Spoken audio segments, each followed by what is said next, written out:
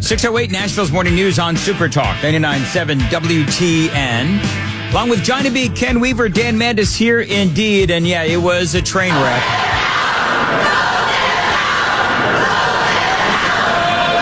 The end of the special session yesterday where, as we've been talking about since the 5 o'clock hour, we had what, really was clearly a confrontation that was, my opinion, long time coming between Justin Pearson and Cameron Sexton. Justin Jones right there in the mix as well.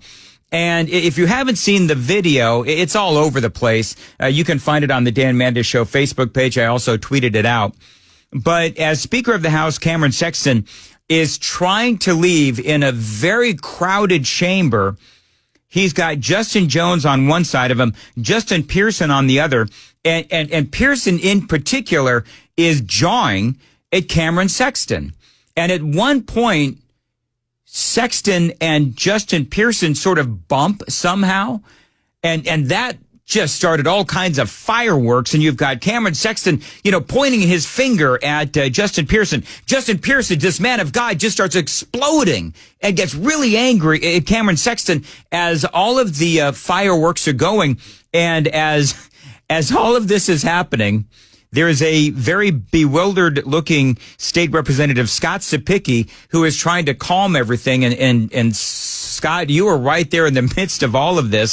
I've seen the video, and you were the guy that I really wanted to talk to because as you were in the midst of this really crowded aisle, as people are trying to leave the chamber, Cameron Sexton kind of bumps into your back. And then you turn around and you see all of this chaos going on between Pearson and Sexton. Talk about, first of all, the environment. What was going on at this time? Clearly, things were heated. Well, Matt, Dan, I'm sorry. Sorry. I appreciate you allowing me to come on this morning. This whole started on Monday night a week ago, and it was just a crescendo that you said just kept building, and we all knew something like this was coming. I saw from my desk, and I sit towards the back, as soon as we voted to sine die, I saw Justin Jones and Justin Pearson literally almost running to the front where the dais was to the speaker to confront him. And I just knew that wasn't going to be a good situation, so I worked myself to the front to try to be there in case something happened. And we all know what happened. We saw what happened, and I thought it was just better to step in between everybody and keep everybody separated so we didn't escalate an already bad situation instigated by two members of the General Assembly. And Dan, let's face it, they don't respect the rules, they don't respect other representatives, and they don't respect the institution that they were elected to serve in. And when you have individuals that just don't care, how can you expect anything else but what they're doing?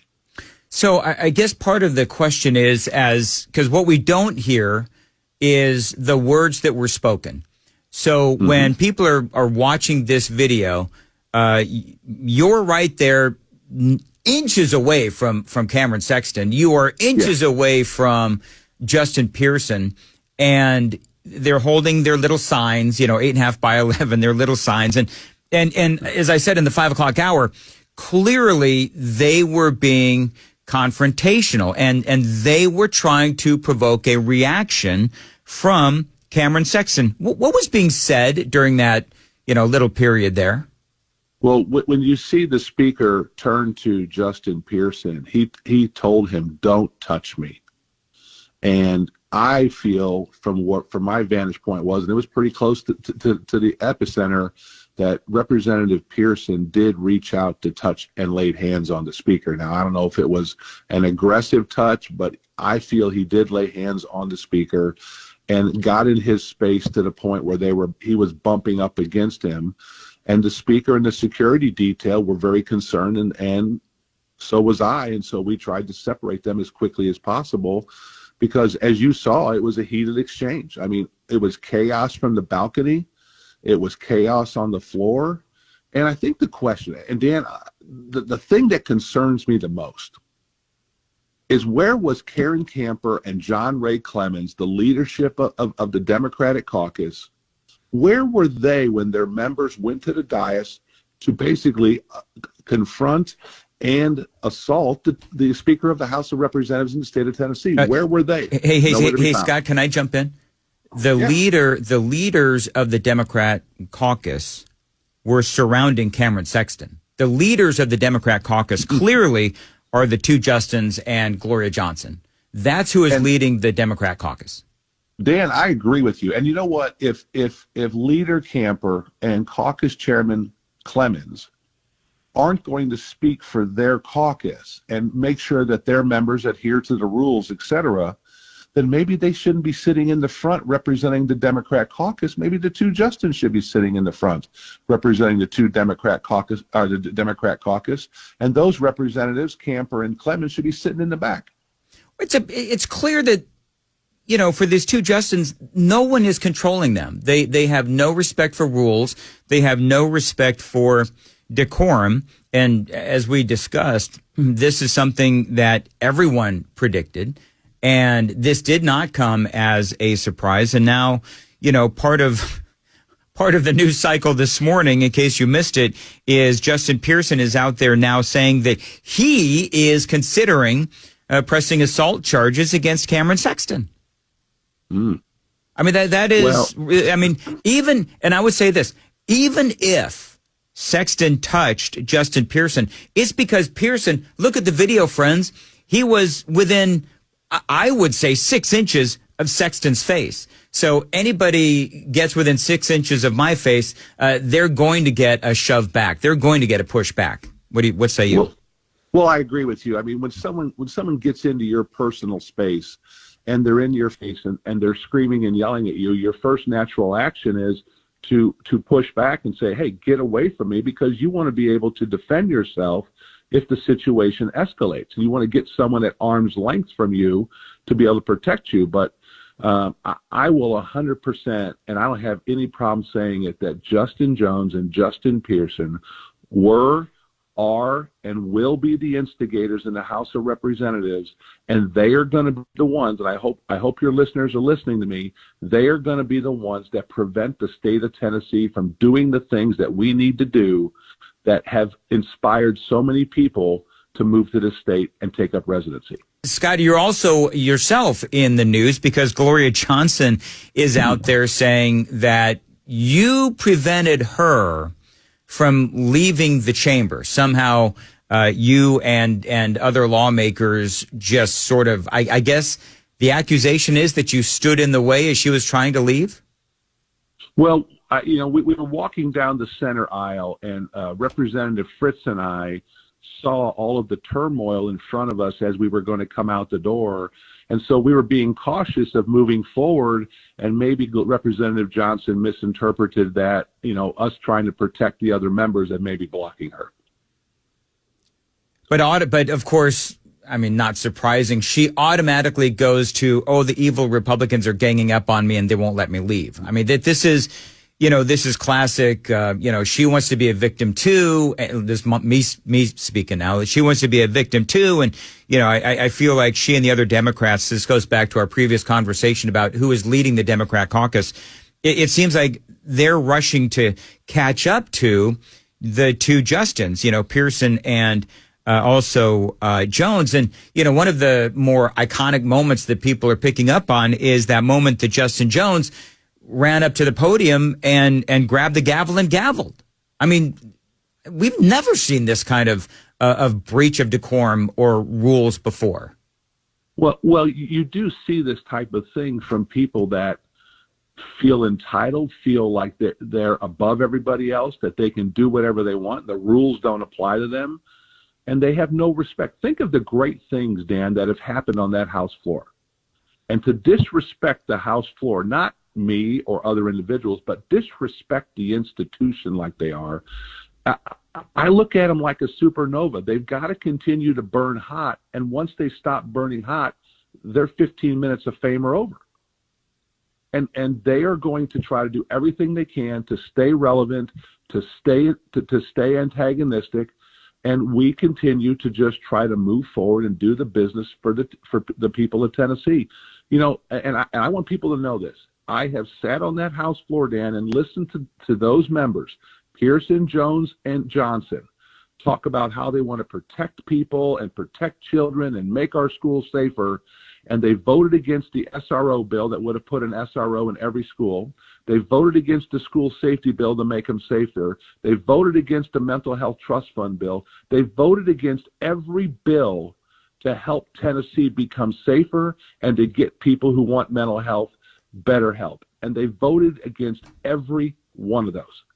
I think the question we have to ask is, if you're not there to protect the people of Tennessee, if you're not there to provide better mental health for people of Tennessee who need it, and all you're going to do is look for a photo op and be able to get your face in front of the camera, I think the people back home who sent them there need to figure out if they're being represented by them or they're just allowing them to be celebrities. I guarantee you, Scott Cepicky joining us, I guarantee you, sir, that they will be reelected time and time and time again. And it is an absolute tragedy. Let me ask you this. What was accomplished during this special session? Everybody knows my opinion on the special session.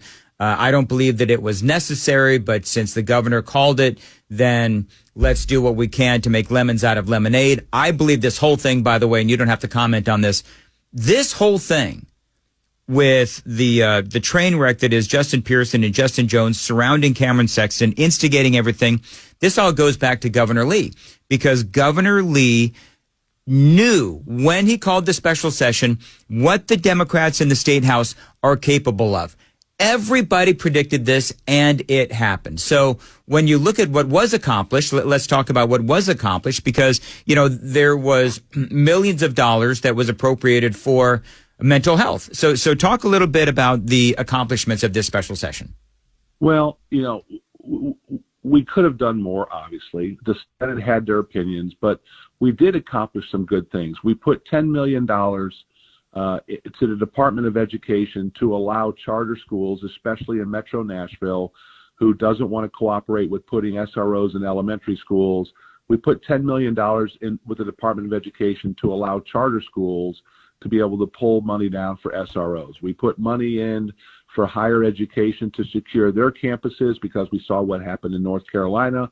We need to make sure we have more security and more safer campuses for our college students.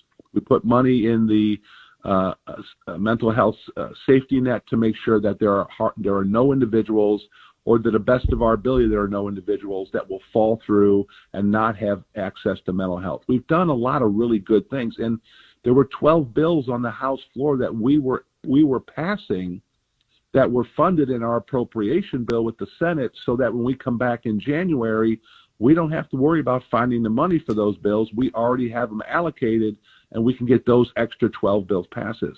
I think if we would have had more time, Dan, like in a normal session, I think we could have fleshed out a lot more of these bills and even come up with greater solutions to the problems that are affecting Tennessee. And that's the point, Dan. Now we got to get ready to go to work in January and continue to push Tennessee forward to an even brighter future than what it is, regardless of what a couple instigators and activists want to do on the House floor. And Governor Bill Lee, Cameron Sexton, Jack Johnson, all have said that they're looking forward to January. One last question, and maybe just too much is being made of this, but and State Rep Scott Cepicky is joining us. Talk about the disconnect between the Republicans in the House and the Senate. It just seemed like there was a disconnect. We had, Cameron Sexton saying that, the Republicans in the Senate were not being truthful when they said that they had not been invited to this meeting with Governor Lee. The two sides simply couldn't get together. To me, both sides were, calling the other side liars. In 45 seconds, if you can, because I'm running really late, but it is worth it to speak to you this morning. Are the two sides going to be able to recover from all of this finger pointing and accusations? Well, yes, we're all adults. We're going to move past our differences. The thing that I'm concerned about was on Tuesday, the House and the Senate, from what I understand, were negotiating. They were talking about what bills they were going to pass. And then something happened and shut the Senate down. We're trying to find out what that was, what led to the Senate to shut down, because from what I understand and what I've been told, there were negotiations going on about what bills they wanted to pass outside of the governors. So I'll be looking into that in the next coming months, trying to figure out what happened, talking to my Senate colleagues and House colleagues, and maybe we'll have an answer and that won't happen again. Scott Cepicky, very much appreciate you joining us here on Nashville's Morning News on Super Talk 99.7.